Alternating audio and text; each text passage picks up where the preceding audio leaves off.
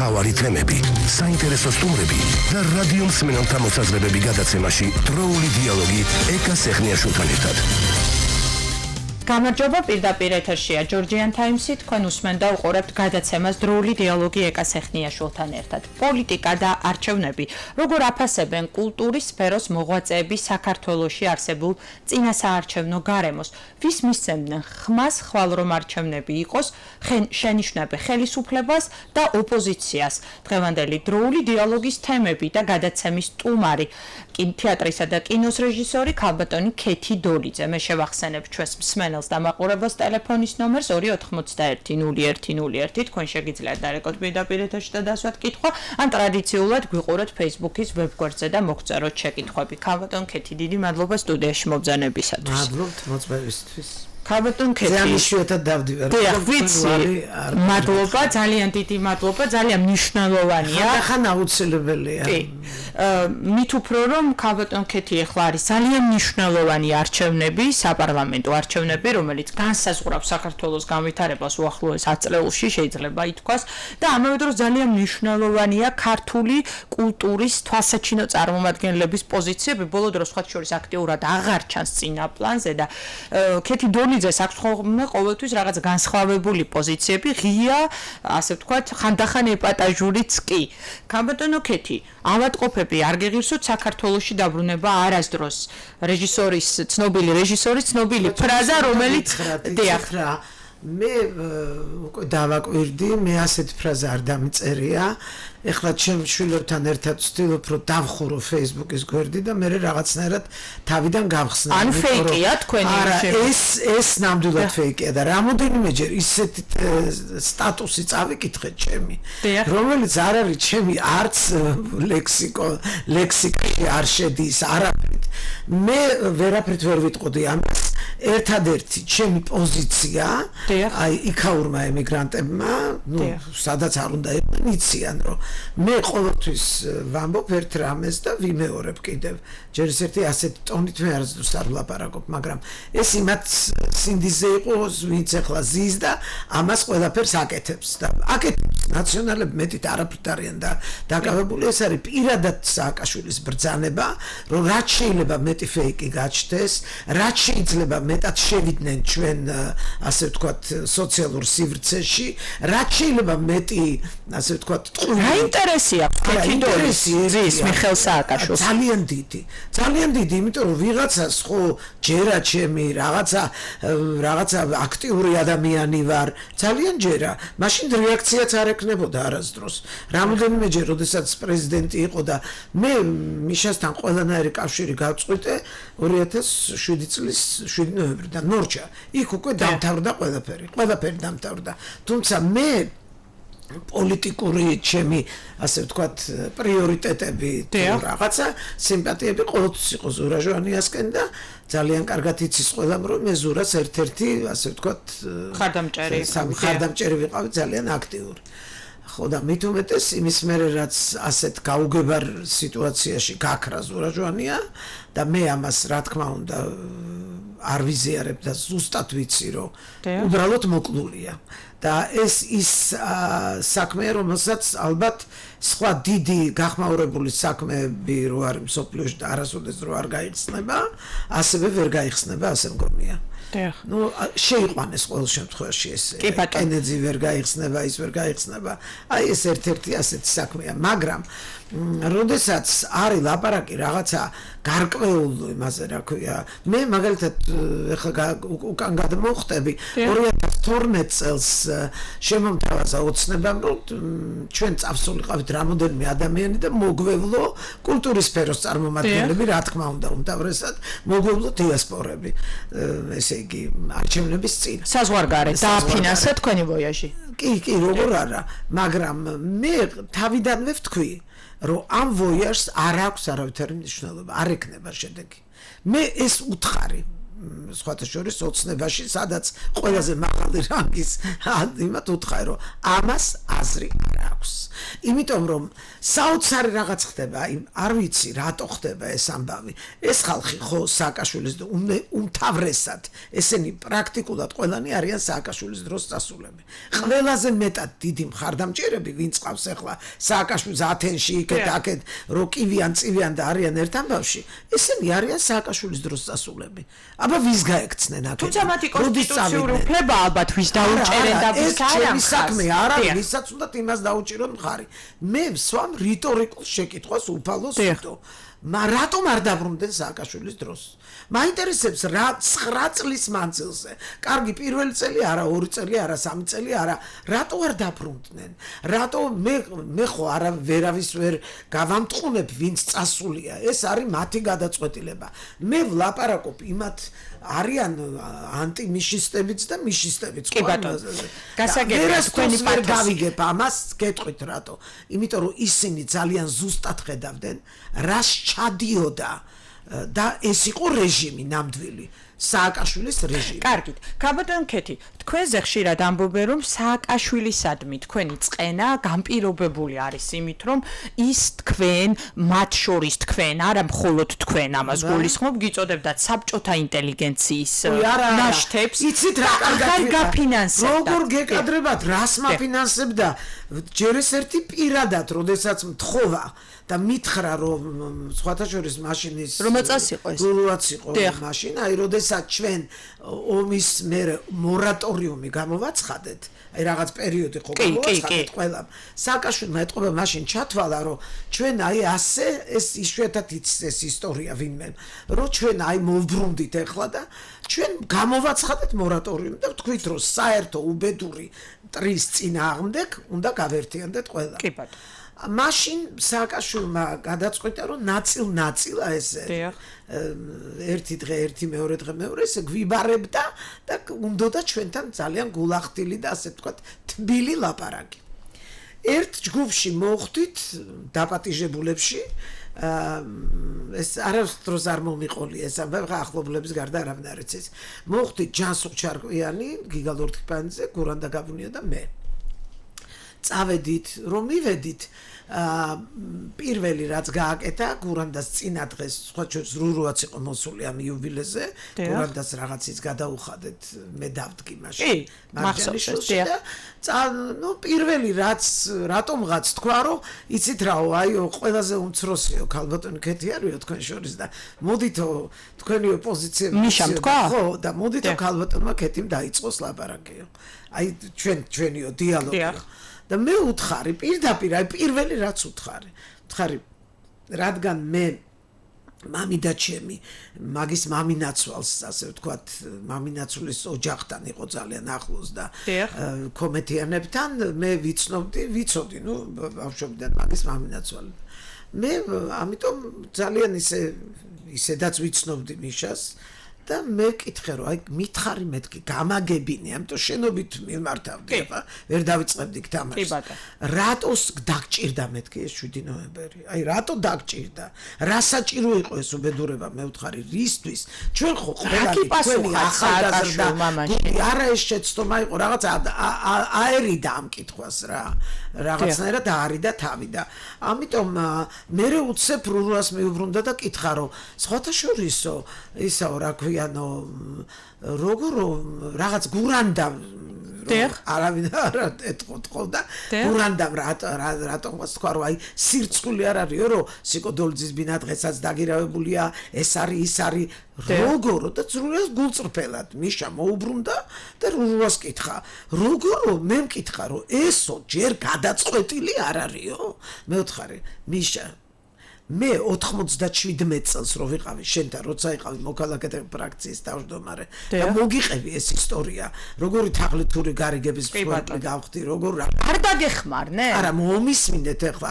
აი ახლა იწყება ყველა საინტერესო უცებ მართლა გულწრფელად მიუბრუნდა რურუას და უთხრა ეხლაო ეს საკითხი სასწრაფოდ გადაწყვეტეთო ფესტივალიც გადაწყვეტეთო რომ ფესტივალი ღირსეულად ჩატარდესო და აი ეს სიკოდოლძის ბინის ამბავი მე ვთხარი მე თქვენთვის ეს არ მithოვია ეს გურანდას ინიციატივა იყო და თუ შეიძლება დავივიწყოთ ამ ეს ხდება 29 20 დეკემბერია 20 დეკემბერით რაღაცა 25-ში რეკავს ჩემთან რურუა და მეუბნება პირადად რეკავს და მეუბნება ქალბატონო ქეთი ეხლა თქვენ მოგიტანენ $25,000 თქვენ ამას შეიტანთ რომ გამოვიხსნათ ეს ბატონის სიკოს ბინა ვეუბნები არა და მე იანვარში გამორიცხულია მეთქი რომ მე ვინმესგან ფული ავიღო გამორიცხულია მე გეხვეწებით თქვენ მომაგებინეთ სასამართლო გამოიკულიეთ მე ამ თაღლითურ გარიგებაში ვინ მომახვედა მე მეთქი ხო არაო არ შეიძლება სხვანაირად არ კატეგორიული ვარი ვთქვი და მე ვთხარი რომ ერთხელაც კიდე მეთქი რომ გავიგონოს საერთოდ არ დამანებეთ თავი მე ვთხარი გამორიცხულია მე რომ ეს ფული ავიღო გამორიცხულია და ვთქვი უარი აი იმ წუთიდან მე ავტომატურად გავხდი მაგათი მტერი იმიტომ რომ იქ საინტერესო ისტორია საჭირო იყო მე როგორც ფულს აუნდოდა რა თქმა უნდა იმიტომ რომ მე წარმოიდგინეთ ეხლა მე ქეშად მე ვთქვი რას ნიშნავს ქეშად მოგაქვთ ფული ჩემთან სახლში ვის უნდა გადაუხადო არავისი არ მართებს არაფერი აი ეს არ მაპატიეს ესა იმიტომ რომ იმათ უნდოდათ რომ მე მაგა დაბმული ვყოლოდი ამ ფულით თუ იმით თუ ამით თუ რაღაცით ეს იყო მისი ხელწერა ქალბატონო ქეთი მაშინ მოდით ესე შევხედოთ საკით რითი დაგაბად ბჭყალებში რა თქმა უნდა ქართულმა ოცნებამ რატომ არის თქვენი მხარდაჭერა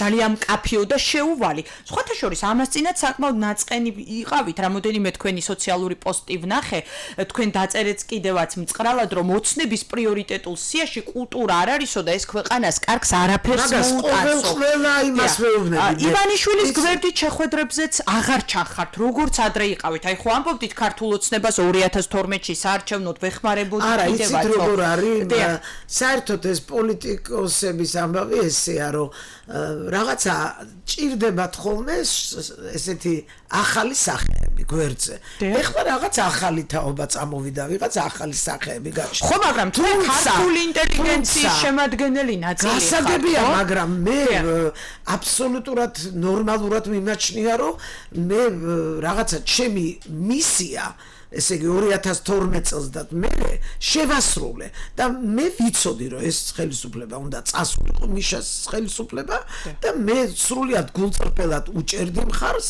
ეხლა მე მაშინაც უთხარი ბატონ ბიძინას აი როდესაც იყო 2012-ში შეხვედრები ქონდა თუ რაღაცა მე უთხარი ბატონ ბიძინა ერთი რამე იცოდეთ მეთქი რომ არავის არასდროს არ ვაპატიებ შეცდომას ვინც არ უნდა იყოს აი როგორი პოლიტიკოსიც არ უნდა იყოს თუ დაუკრებებში გადავლენ მე ვთხარი ვინც არ უნდა იყოს ოცნება ნაციონალები ისინი ეს სულ ერთია მე არასდროს ახლა რა შეცდომებს დაუყოლით მე განსაკუთრებულს ვერაფერს იმიტომ რომ მე მაგალითად მიმაჩნია რომ იმდენი რამე გაკეთდა ამ 9 წლის მანძილზე რომ აბსოლუტურად ბრმა უნდა იყო ადამიანი რომ ეს ვერ დაინახო სოციალური პროექტები ესეთი პროექტები არა ამათი ყველაზე დიდი შეცდომა და მინუსი არის ის რომ ამათ პიარი საერთოდ არ გააჩნიათ არანაირი აი რაც არის გაკეთებული და იმდენი რამეა გაკეთებული კახეთში დავდივარ ხშირად ბოდბეში რომ მივდივარ ვჩერდები გზაში ვეკითხები უამრავი რამე გაკეთდა ამოიღე შედალოცვილო ხმა ივანიშვილის ფულით სააკაშვილმა რამდენ რამე საკეთებდა და თვითონ კიოდა და წიოდა ჩემი გაკეთებულია და ჩემი გადახდილიაო ჯერ იმას საიდან ქონდა ეს ფული მაგრამ ეხლა ირკვევა და მაგი ვკითხე ერთხელ ბატონ ბიზნესს რომ რატო არ ამბობდით ამას ასე თული და ანუ თქვენ მიგაჩნიათ რომ ერთ-ერთი მნიშვნელოვანი ლაფსუსი ქართული ოცნების დღეისათვის არის არასწორი მარკეტინგული სულები პიარის თვალსაზრისით აბსოლუტურად არასწორი და მერე ყველაზე მთავარი ჩემი ასე ვთქვათ გულისტკენა არის ის რომ მე იმდენი ნაციონალი დავინახე უცებ ამ რამოდენიმე წელიწადში უცებ გადმომხტარი აქეთ მე პირველი ვისიც არასდროს არ მჯეროდა და ეს პირდაპირ უთხარი ბატონ ბიძინას 2012 წელს მე უთხარი მაშინ რამოდენიმეჯერ იყო ისე რომ მოხდა რომ შევხვდით ერთმანეთს და ქართული ოცნების ასე ვთქვათ მაშინ და მე თქვი პირდაპირ უთხარი და ეხლაც ვიმეორებ ხმამაღლა თუ კი ვინმე მე უთხარი უღალატებს და ზურგში აქცევს იცოდეთ ქართულ ოცნებას პირველი იქნებიან რესპუბლიკელები მეთქი ეს იცოდეთ იმიტომ რომ ეს პარტია არის ცნობილი თავის მოღალატეობრიობით არავით არის რეიტინგი რეიტინგი ამ პარტიას არ აქვს. მე დღესაც ერთი წუთით დამამთავრებინეთ.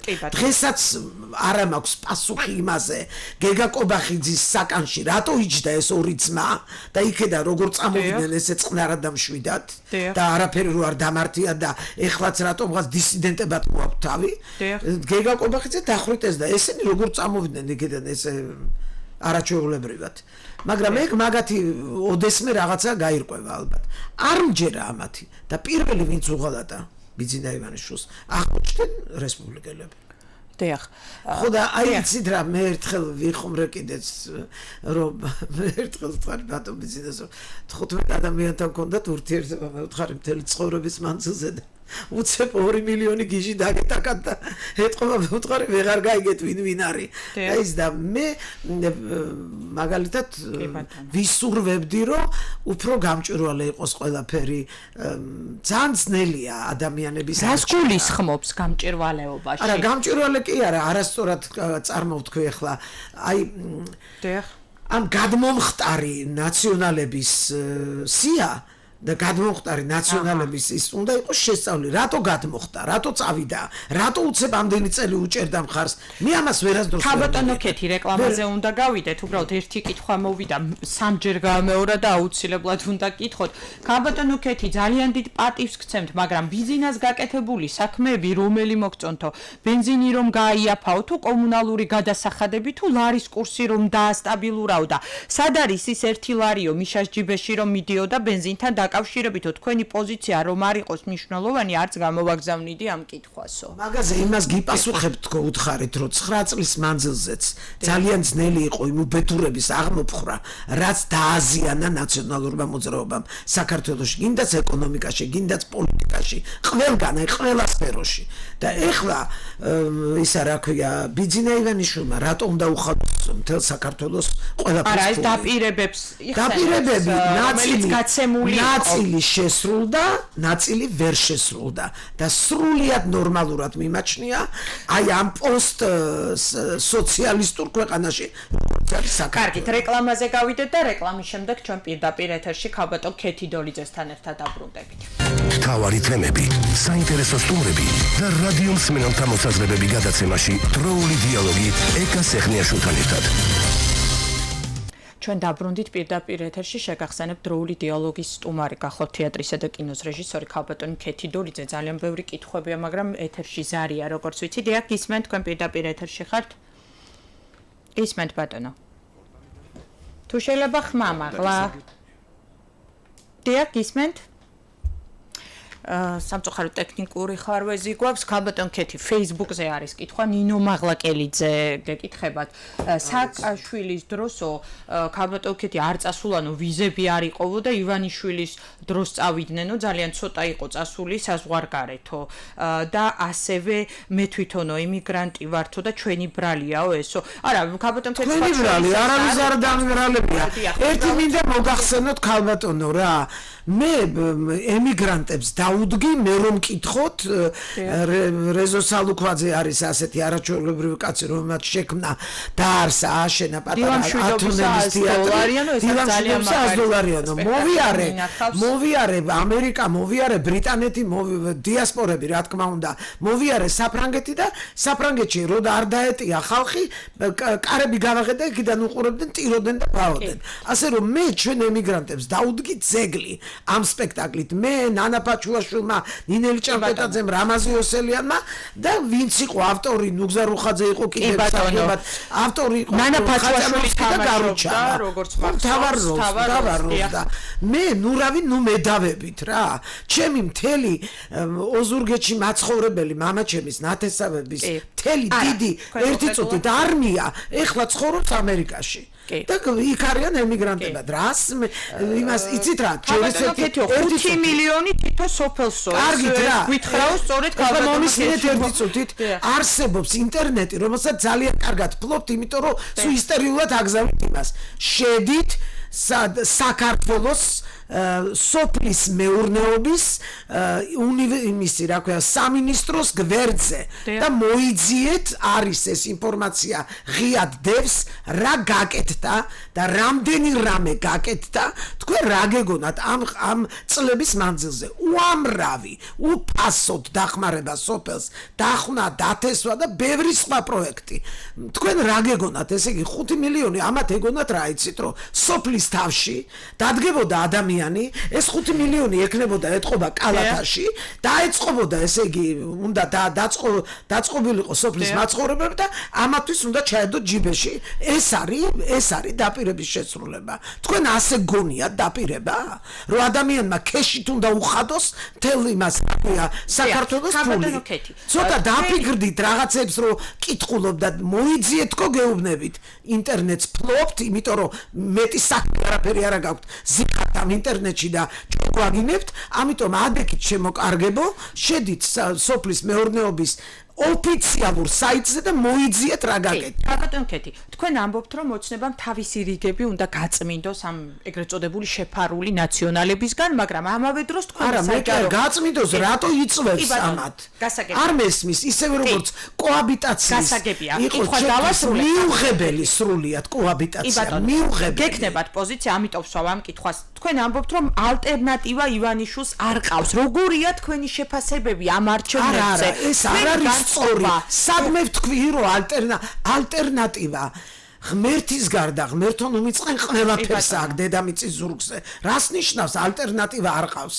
ეს მაგაში კი არ არის საქმე. უბრალოდ ოცნებისნაირად როგორც ძალიან სხვა ჯგუფსო თქვენი ციტირება რომელიც საქართველოს გაუძღობა ეს ხო ნიშნავს რომ თქვენ ოცნება მიგაჩნია. ჯერჯერობით ვერ ხედავ, თუმცა მე მაგალითად მგონია რომ ძალიან მნიშვნელოვანი ძალაა ირმა ინაშვილი და პირიქით მე ასე მგონია რომ თუ ვინმესთან შექმნის კოალიციას ქართული ოცნება ან თუ სხვანაირად ვერ იქნება მარტო ვეღარ იქნება ქართული ოცნება ეხლა ზუსტად ვიცი რომ იქნება რაღაცა ამ პარტიებს შორის მოლაპარაკება აქეთ იქით აი ვინც ყველაზე შექმნის ირმა ინაშვილი ქართულ ოცნებას არ ვიცი შექმნის თუ არა მაგრამ მაგენი არიან პოლიტიკოსები და მაგენი უნდა დაფიქრდნენ იმაზე რომ ცალ-ცალკე ეგენი ცალ-ცალკე ვერ გაიმარჯვებენ. ზარია პირდაპირ ეთერში. ვერ გაიმარჯვებენ და მორჩა. დიახ, ისმენ თქვენ პირდაპირ ეთერში ხართ. დიახ, თქვენ პირდაპირ ეთერში ხართ. ისმენთ? გამარჯობა, კალბატონო ეკა. გამარჯობა. გამარჯობა, კალბატონო ეკა. დიახ, ისმენთ. მე სტუმარს კალბატონ ქეთი და კალბატონო ქეთი. დიახ. ჩვენ დასამწუხაროდ 2012 წელს. დიახ. ოცნების თამადობით, რომელსაც ივანიშვილი შემოუერთდა, მოხდით ზუსტად ისეთივე სიტუაციაში, როგორც საქართველოს, როდესაც რუსეთის შემოვიდა მის გადასარჩენად და ტერიტორიების დაბრუნების საფასურად გაუუქმა, როგორც ავტოკეფალია, ისევე მეფის ინსტიტუტი. ანუ ივანიშვილისგან ჩვენ ვისაც 7 მილიონი ჰქონდა ბაგი გუგებდა და პირობა იყო რომ ევროატლანტიკური ქვეყნების ინვესტიციებს შემოვიტანო ჩვენ დავინახეთ რომ მას ეს უბრალოდ ჰქონდა იდეა ფიქსი, თორემ პუტინის ოლიგარქი ამას ვერ გააკეთებდა. კითხვა რაში მდგომარეობს, ბატონო, კითხვა რაში. პუტინის ოლიგარქი, იმის ოლიგარქი, მაჩვენეთ ერთი საქართველოში დღეს ვისაა გაკეთებული ფული თვითონ საქართველოში.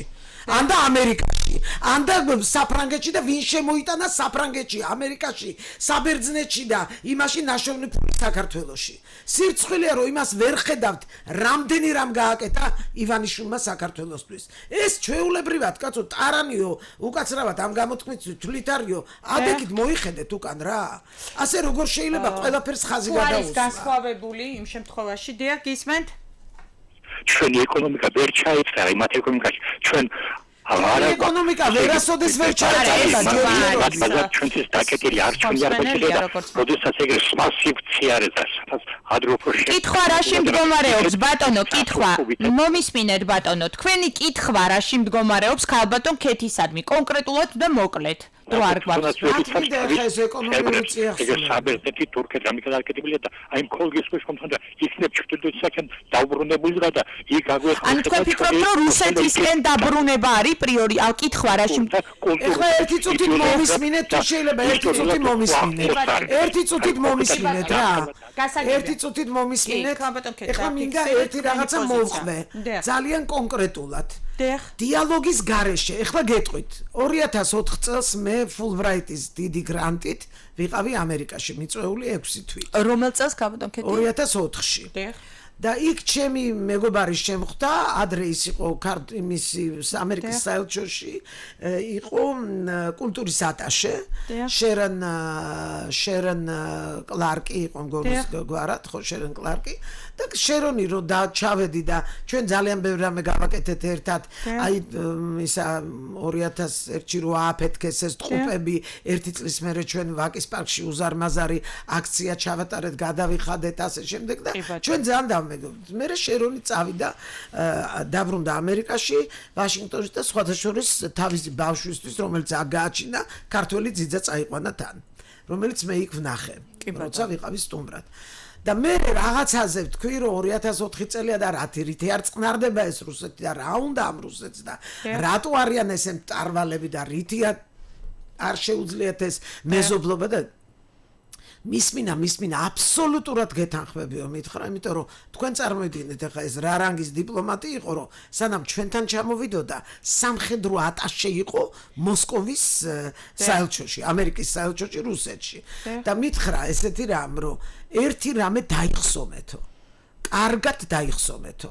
ჩვენ აუცილებლად დაგეხმარებით, აუცილებლად ვიქნებით პარტნიორები, მაგრამ თქვენი მეზობლები არიან რუსებიო და თქვენ თუ ვერ მოძებნით იმათთან სწორ სალაპარაკო ენასო თქვენ არა მე უთხარი როგორ უნდა მოძებნო არა ჩემი პოზიცია მე უთხარი როგორ უნდა მოძებნო აი ახლა როგორ ფიქრობთ როგორ უნდა მოძებნო მაინც უნდა იყოს დიალოგის გარეშე არ გამოვა არა მე არ ვიცი აი კულტურის წარმომადგენლები რო წახვიდეთ იმავე აი ჩვენი ტერიტორიები აქვს ოკუპირებული ხო რუსეთის სახელმწიფოს თქვენ წახვიდოდით იმ შემადგენლობაში აი თქვა დადგა დღის წესრიგში დიალოგის თემა წახვიდოდით რუსეთში ხო ძალიან დიდი სანაცვლო რატო არ წავიდოდი 90 წელს იქ ვიყავი 99 წელს იქ ვიყავი 9 აპრილის მერე 90 წელს ვიყავი 93-ში ვიყავი სწორედ რუსეთში ვიყავი ხო და რო დიალოგი რო ქონდა გამოიღო შედეგი დიალოგი მე მქონდა ჩემივე იმასთან რა ქვია ჩემ და სხვათა შორის ერთ რამეს აი ახლა იაპონური წვეთი რო არის ხო ცოტა ანეკდოტია იაპონური წვეთივით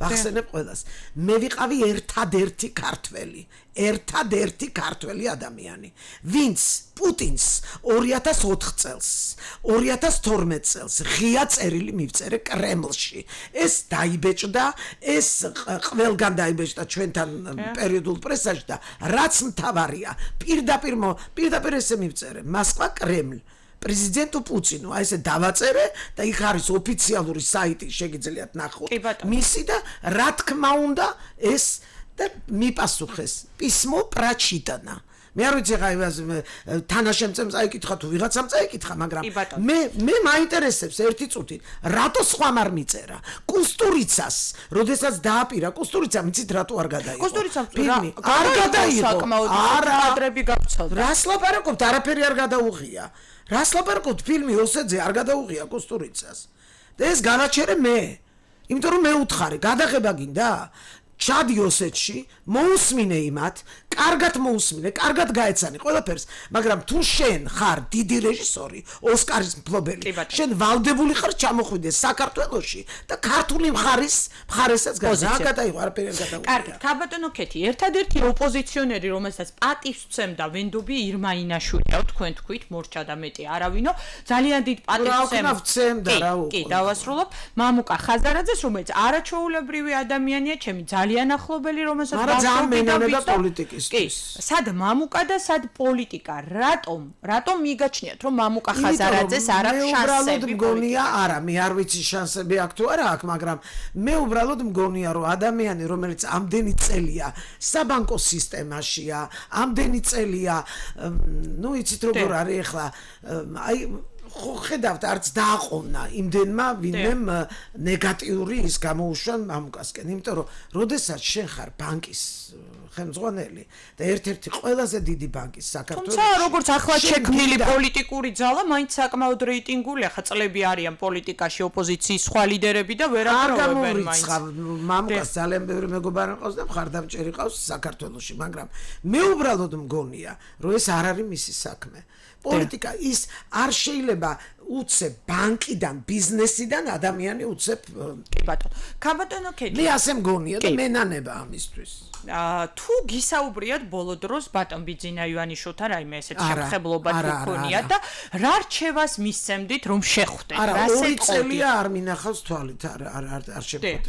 რას ეტყოდით რომ შეხვდეთ სადმე ღონისძიებაზე ამ პირადად ეტყოდი აუცილებლად რომ დააკვირდით კადრებს იმიტომ რომ კიდევ ძალიან ბევრია მანდ დასახვეცი იმიტომ რომ მე რაღაცაზე მკითხეს რა სიტყვით აი ქართული ოცნების ოცეულზე ვერაფერს ვერ ვიტყვი იმიტომ რომ არ ვიცნობ ვინ არიან ხუთი კაცი ვიცი მარტო ვინც არიან ნუ წულუკიანი თქვათ მე ვიცი ვინ არის ჩემი ქეთი დუმბაძე მაგრამ ვიცი ნუ მაქსიმუმ 10 კაცი მეტი არ ვიცი არა არ ვიცნობ და ამიტომ მე მაქვს ერთი პრეტენზია მე უნდა ვიცოდე პარტიას რომელსაც ხმას ვაძლევ და უჭერ მხარს პირველ ოცეულში ვინ ხავს და რა მიცემთ ქართულ ოცნებას ხმას? კი, მივცემ, რა თქმა უნდა, იმიტომ რომ სხვა ძალა დღეს არ არის, მე ასე მგონია. და ძალიან მინდა რაღაცნაირად არ ვიცი ახლა როგორ იქნება ეს პიროვნულად თუ რაღაცნაირად მინდა ამავე დროს ირმა ინაშვილსაც დაუდგენ ხარში. ხო, აი ახლა ირმა ინაშვილის თემაზე იყო კითხვები, რომ ქალბატონ ქეთო ირმა ინაშვილი რუსულ ძალასთან ასოცირდება ისო რა, ვაიმე როგორ კიდე ამ წუთას გიპასუხეთ რუსულ ძალაზე რა. კი ბატონო. წადით ახლა თქვენ და მოელაპარაკეთ პუტინს, ის არის ჩვენი მეზობელი. რა გინდათ როქნათ ახლა? რა ვერ ხედავთ რომ ჩვენ მაჩვენეთ ერთი წუთით, მინდა რაღაც ძალიან ცუდი რამე ვთქვა, უკაცრავად, პროვოკაციული შეიძლება. მაჩვენეთ ქართული პოლიტიკის სწორად გადადგმული ნაბიჯი ახლო ქვეყნებთან დაკავშირებით ბოლო 30 წლის მანძილზე რომელმაც ჩვენ არ დაგვაზიანა მაჩვენეთ 99 წლიდან მოწყებული ანუ თქვენ ვიტყვით ქართველი პოლიტიკოსების ბრალია და არა პუტინის ან ვიღაცის პუტინის მარტო პუტინის ბრალი როგორ შეიძლება ყველაფერი იყოს კაცო სად იყო 9 აპრილს პუტინი სულ სხვა იყო ხო ანუ რუსეთის პოლიტიკაა ესეთი საქართველოს პოლიტიკა არის ის რომ რუსეთის საუბედუროთ რუსეთის პოლიტიკა ჩვენთვის მე ხო ვამბობ სიტყვას ვამატებს საუბედუროთ არის ის რომ ანაკლიაში სადაც არის მას მისი საზღვარი მე ასე მგონია ის მთელი უბედურება იმაში ის ვერაიტანს რომ ამერიკული ისა რა ქვია ავიომზიდები დადგნენ იმიტომ რომ მაგრამ ხო დამოუკიდებელი ქვეყანა ვარ და აღარ ვართ იმ საბჭოთა კავშირის სახელმწიფოში და რატომ უნდა შევუთანხმოთ არა კი არ უნდა შევუთანხმოთ ტერიტორიაზე რას გავწუთით ჩვენ ტერიტორიაზე რას გავაკეთებთ ჩვენ უნდა ვიცოდეთ რა მოყვება ამას თორე ის კი არა რომ მე პუტინს ვკითხო რომ აბა ეხლა მე ანაკლიაში მე უბრალოდ ვიცი რომ ჩვენთვის ეს იქნება უბედურება. ისინი არ დაუშვებენ რომ მის 200 მეტრში მათი საზღვრიდან ამერიკამ დაარტყას ირანს. ნუ ესია მოცემული. ეგეც სატყუ არა ხომ არ არის. ახლა ამერიკას ირანზე დაარტყმა რომ უნდადეს მაინდა-მაინც საქართველოს უნდა მოძებნოს რუკაზე. საქართველოს კი არ უნდა მოძებნოს, აბა საიდან უნდა დაარტყას. ანაკლიის პორტი უკაცრავად არის ყველაზე ღრმაწყლოვანი პორტი. აბა თქვენ რატო გონიათ? ეხლა ამერიკელებს გული უსყდება ჩვენი სიყვარული. მოსაზრება, სტატუსი, რომელიც კონგრესმენებს ეხება, მაგ კონგრესმენებმა თავის აბურდულ ქვეყანას მიხედოთ გაეწიოთ. თქვენ იცით ერთმა არ შეჭამეს ტვინიო. ხომ არ ჩაგეთვლებათ ეს ანტიამერიკულ განცხადებებს. ანტიამერიკულ განცხადებად ვერაფერი ვერ ჩამერთვლება. რატო იცით? მე ვარ ერთადერთი ქართველი ადამიანი და საერთოდ პოსტსაბჭოთა სივრცეში ერთადერთი ადამიანი, ვისაც ამერიკის ბიოგრაფიულმა ინსტიტუტმა და ძალიან დიდმა იმან 98 წელს მომანიჭეს პლანეტის 100 გმირი ქალი და ასახელეს და ამ 100 გმირ ქალში ამიერკავკასიდან ვარ მარტო მე. რა თქოს რა იყო აი ეს იყო თეთრი მანდილი რომ მე ომის დროს 2000 ქალს დაუძეხი და სხვათა შორის უნდა გითხრათ რომ ერთი წუთით რა ატა ზაქარიაშვილიც იყოს რაც ზუსტად ვიცი ეხლა გაღიზიანებები და ისინი ჩვენ არც ზვიადის არც შევარდნაძის არც არავის გულისთვის არ მივდიოდით აფხაზეთში ჩვენ მივდიოდით რომ ჩვენ დებს და ძმებს ჩავხუტებოდით მარტო ამიტომ დაანებონ ამ პოლიტიკურ იმას თავი სპეკულაციებს რუსეთი იყო რომელზეც თქვენ ამბობთ რომ უნდა დიალოგის რეჟიმში ველაპარაკოთ რეალურად აფხაზეთთან ხო არ ქონია ჩვენი პრობლემა ქაბატონო ქეთი რა თქმა უნდა ქონდა მაგრამ არც ერთი აფხაზი ქართულად არ ლაპარაკობდა ბოლო 20 წლის ამ პოლიტიკის ხელმძღვანელი ვინ იყო მაგრამ ჩვენ ძალიან ბევრი რამე გვეშლებოდა ხალხო ესე არ ხდება არ შეიძლება მარტო აფხაზები იყვნენ დამნაშავე არ შეიძლება ჩვენც ბევრი რამე დავაშავეთ იმათთან და სხვათა შორის 98 წელი იყო თუ 19 როდესაც იყო ესეთი ბოდიშის მოხდის აქცია იმათ ჩვენ მოგწერეს წერილები ჩვენ იმათ მივწერეთ წერილები არ ხდება ასე რომ მარტო ერთი მხარე იყოს და ყველაზე მეტად რაც ყველაზე ცუდია და ჩვენ მეზობელ ერს აქვს ეგ კომპლექსი რომ მთელი ცხოვრება თვითონ თავის ქვეყანაში 2 მილიონი ცხოვრობს თუ 1.5 მილიონი და საზღვარგარეთ 9 მილიონი არ შეიძლება გულისხმობ არ შეიძლება აი სომეხ მეგობრებსაც ვეუბნები რომ ყველაზე დიდი მინუსი თქვენი არის ის რომ სულ გინდათ იყოთ მსხვერპლის როლში როგორია თქვენი მოსაზრება გარეჯის თემასთან დაკავშირებით გარეჯის თემასთან დაკავშირებით ეს არის ყველა ატეხილი ისა გარეჯი არის ჩვენი ეს იციან აზერბაიჯანელებმა არა ვინ ატეხა ტყუილად გამოძიება დაიწყო პროკურატურა მაგრამ რატო ატყდა ეხლა ეს ამბავი ეხლა რატო ატყდა მარჩევნების წინ თქვენ ვერ ხვდებით რომ ეს სპეციალურად შემოგდებული თემაა ეს ქართულმა უცნებამ და ხელისუფლებამ აღძრა არა ეს აღძრა იმის მერე რაც ვიღაცებმა დაიწყეს ისა რა ქვია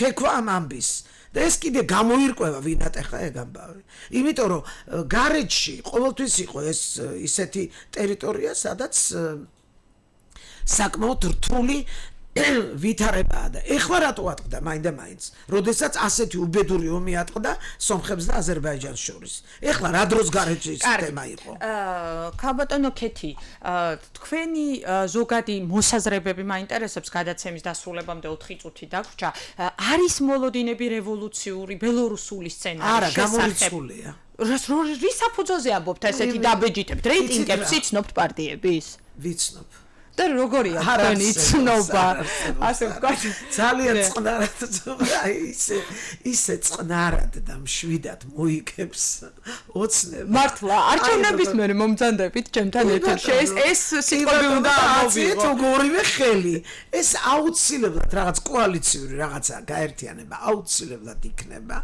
აღარ იქნება ესე მარტო რომ ნაციონალები და მარტო ისინი რა ქვია ოცნება ესე არ იქნება და მე მგონია ოცნება ამისკენ რომ მიდის ეს არის ძალიან სწორი და ჭკვიანური გადაწყვეტილება. კი ბატონო.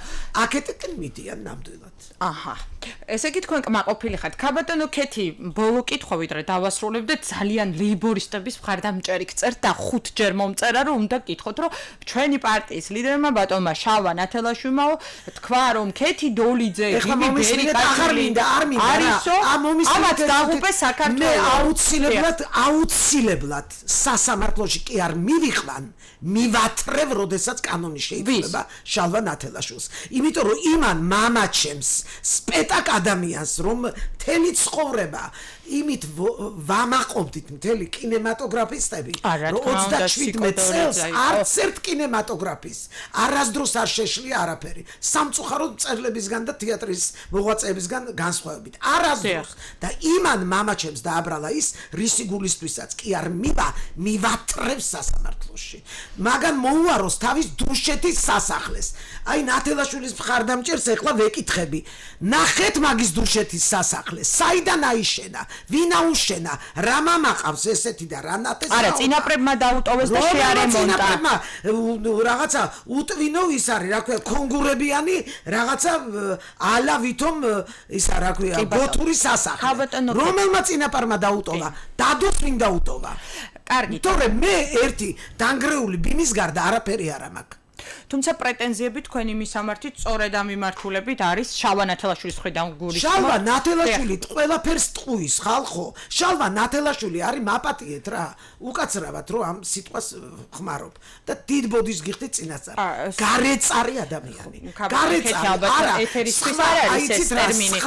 ტერმინი მაგას არ უნდა მოხმარდეს, იმიტომ რომ მიცვალებულ ადამიანს რომელიც ვერ გიპასუხებს და იმ წუთას ღია ეთერში შენ აბრალებ იმას რაც არ არსებობს მორჩა მე არა მაქვს არაფერი ეგ ჩემთვის არ არსებობს ადამიანი დღევანდელი გადაცემა უნდა დავასრულო ძალიან საინტერესო იყო ძალიან ბევრი კითხვები იყო ძალიან დიდი მადლობა თეატრისა და კინოს რეჟისორს ქალბატონ კეთის შალვა ნათელაშვილი არ უნდა გეხსენებინათ ჩემთან ბოდიშს გიხდით მაგრამ ჩვენ ხომ იქიდან გამომდინარე რომ ყველა ჩვენი მსმენელის და მაყურებლის კითხვებს სვავთ პირდაპირ ეთერში და სწორედ ამიტომ როგორც დემოკრატიის ერთ-ერთ მთავარ ნიშანს ამიტომაც ვალდებულები ვიყავით ნათელაშვილი რომელი დემოკრატია კარგი მადლობა კაბადო კეთი არ შემიძლია ღიმილის გარეშე კაბატონი კეთი დოლიძე იყო დღევანდელი დროული დიალოგის სტუმარი ძალიან საინტერესო პროგნოზით რომ ქართული ოცნება დარჩება ხელისუფლებაში კოალიციური მთავრობისკენ მივდივართ და არჩევნების შემდეგ კეთი დოლიძე ისევ მოვა ჩვენთან ეთერში ძალიან თავისი მნიშვნელოვანი შეფასებებით და საინტერესო ამბებით დიდი მადლობა რომ გვისმენდით და გვიყურებდით მომავალ შეხვედრამდე მთავარი თემები საინტერესო სტუმრები და რადიო მსმენელთა მოსაზრებები გადაცემაში დროული დიალოგი ეკა სეხნიაშვილთან ერთად